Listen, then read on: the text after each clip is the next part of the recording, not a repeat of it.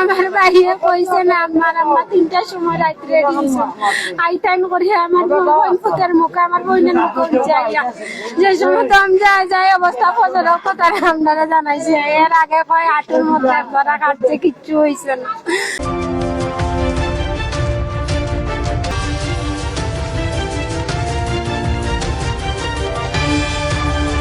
যে ওর সাথে খুব বন্ধুত্ব ছিল, কিন্তু হঠাৎ করে কি হয়েছে আমরা এটা সঠিক জানি না। তারে গতকাল রাত্রে বাসার গলির সামনে এসে পেটে ছুরিকাঘাত করছে। বন্ধুদের ছুরিকাঘাতে খুনের অভিযোগ পরিবারের, এমনটাই প্রিয় দর্শকবৃন্দ। ঘটনাটি ঘটেছে গতকাল রাত প্রায় 12:15টার দিকে সিলেট মহানগরীর যে পশ্চিম কাসলবির এলাকা রয়েছে প্রিয় দর্শকবৃন্দ, ইলাশকান্দি এলাকায়। আর এই জায়গায় পরিবারের মধ্যে শোকের ছায়া নেমে আসছে। দেখতে পাচ্ছেন ইতিমধ্যে পরিবারের আহাজারি কান্না আসলে তারা করছেন। আমার আম্মার অবস্থা খারাপ হয়ে যাইব কি দেখে আমার ভাইয়ে আমার আশা কথা আমার আম্মারে কইছে না। 8:30 আইতাম না, বার চাইছি রাত আইতো কোন সময় আর আমরা আইতাম আইয়া আমার বোন ফুতের মুখ উঞ্চি আমার বোনজির মুখ উঞ্চি অনবুঝি মারছে রাখা নিয়ে করতো। রাত 12টার সময় আমার ফোন দিয়ে বলে বাচ্চা যে আমার পরে কামাইটা গেছি বাসা তোটা কেনিয়া মাইটা গেছি। তাদেরকে কি চিনেন আপনারা? আমি তো চিনি দেখছি না, তারা এগুলো চিনে, তারা একজন আসিল সামনে চিনছে, চিন্না দেখছে তার এতে ভাড়া মারছে। আমরা জানতে পেরেছি একজনকে আটক করা হয়েছে, আপনারা শুনেছেন কিনা? হ্যাঁ শুনছি আমরা যতটুকু শুনছি তার বন্ধুত্বের সম্পর্ক, তাকে নিয়ে ডাকিয়ে নিয়ে হামলা করা হয়েছে, তাকে নিগ্রস্তভাবে ছুরি দিয়ে আঘাত করা হয়েছে যতটুকু সম্ভব আমরা জেনেছি। আমরা সকালে আইছি, এর নিক্ষুব্ধ বিচার আমরা চাই যতটুকু সম্ভব। আমরা আইন শৃঙ্খলা ভাবে এটা দেখে শুনে বুঝাবেরা করবেন। মাহবুব হাসান তপর কি হন আপনি? আমি তার মামা হই, সম্পর্কে আমার চাচার শালা লাগে আর কি। যতটুকু সম্ভব আমি তোমার আশা করে না, আমার বাসা কাজুল্লাহ, আমি সকাল শুনছি তখন এসেছি, সে আমার কথা শোনা বলেছে। যতটুকু শুনলাম তাকে নিগতভাবে তার বন্ধুরা অস্ত্র দিয়ে আঘাত করেছে, খুবই নিম্ন একটি হত্যা করা হয়েছে, তার সন্তুষ্ট বিচার চাই। এতটুকু। সকালে ঘটনা রাতে 11টায়। আসলে কি মাহমুদুল কেমন ছিল?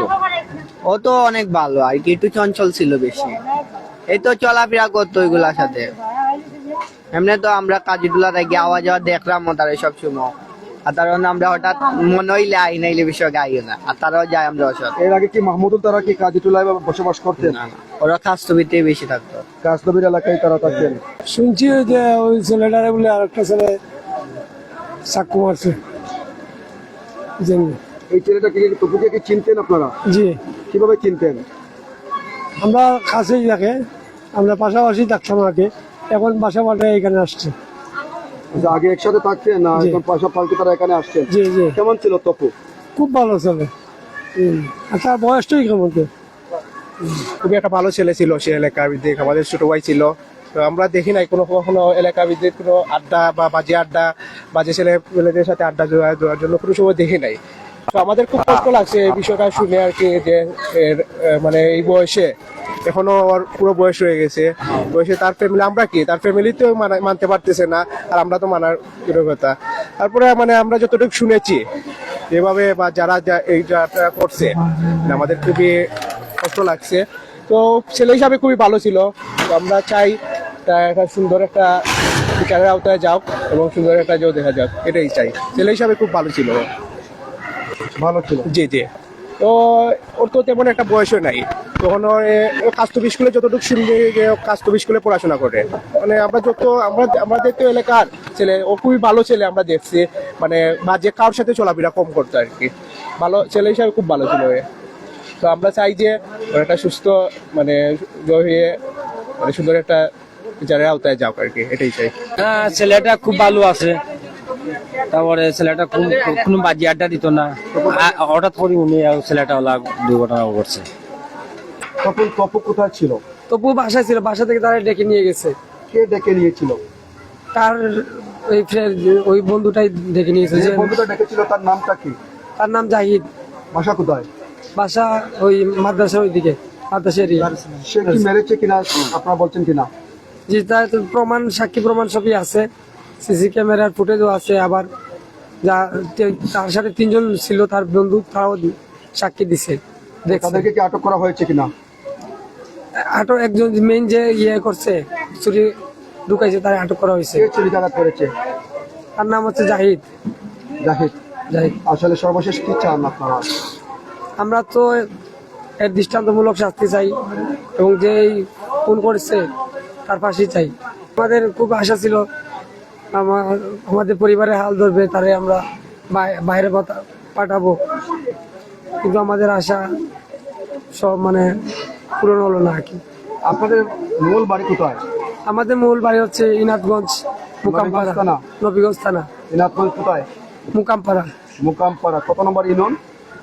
ইউনিয়নটা আসলে আমার জানা নেই। আমরা দীর্ঘদিন ধরে তো সিলেটেই থাকি, বাসা ভাড়া দিয়ে। কত বছর থেকে সিলেটে বসবাস করেন? প্রায় 25-30 বছর হবে। আর তপু কি করতো? তপু খাসদুবি সরকারি প্রাথমিক বিদ্যালয়ে ক্লাস 7ম শ্রেণীতে পড়ালেখা করতো। অনেকে প্রশ্ন করছেন যে কাস্তরী সরকারি প্রাথমিক বিদ্যালয় সেটি 7ম শ্রেণী হয় কিভাবে? আমরা যদি জেনেছি সেটি তো ক্লাস 8 পর্যন্ত রয়েছে। 8 পর্যন্ত। এটা ছিল আগে 5 প্রাইমারি স্কুল ছিল, কিন্তু পরবর্তীতে এটা 8 পর্যন্ত করা হয়েছিল।